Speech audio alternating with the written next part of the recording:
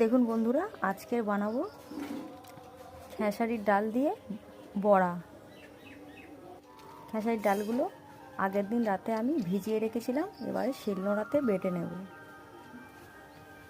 জলটা ঝরিয়ে বেটে নেওয়া হয়ে গেছে। এবারে আমি একটা বাটিতে তুলে নেব, নিয়ে ওতে পেঁয়াজ কুচি আর কাঁচা লঙ্কা কুচি দিয়ে 5 মিনিট ফেটিয়ে নেব।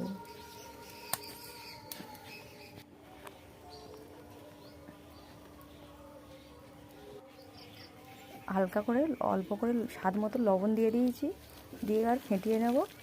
নিয়ে তারপরে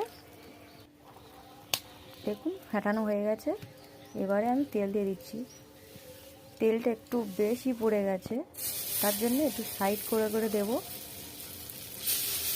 বেশি তেলে ভাজলে